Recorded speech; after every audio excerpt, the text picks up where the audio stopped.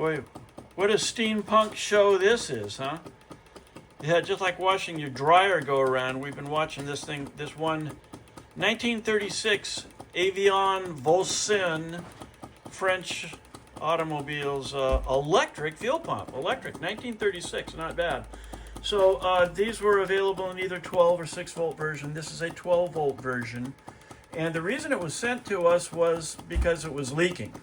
And this particular valve body that you see right here that has the Bondo on it, unfortunately, due to its petrified die-cast material, we started by filling this with Bondo in order to recreate using this as a mold model to make a new valve body. But in the meantime, our customer found a pair of 6 volt pumps that have a slightly different point configuration on the bottom of them, whereas these are a single point for the 12 volt version.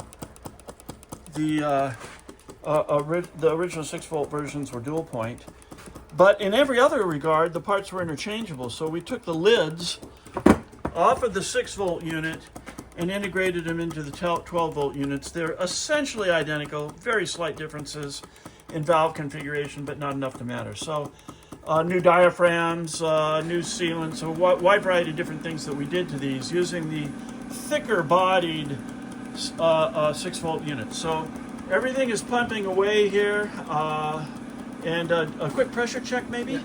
So just to give an indication of the spring power in this pump, which is what establishes the pressure, clamp this off,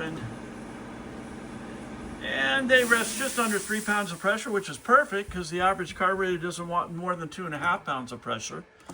And of course they automatically stop when the pressure chamber is filled with pressure.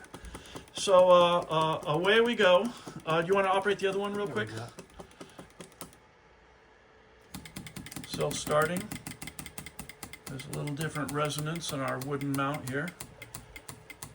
Now that it's come up to pressure. Now this one, its activity is just a little bit slower than the other one, but still that's no problem because we verified pressure on this pump as well, and they're essentially identical. Hard line, copper lined in. Now we have the points covers off these, but they are nicely re-chromed, and you can read the maker. Can you read the maker on that? Can you pronounce it? I don't know how to pronounce it, but it's Tecamalit. I don't know. Tecalamet, maybe. So everything is solid, operational, and we think we've got a pair of good pumps going here. Thank you for your attention.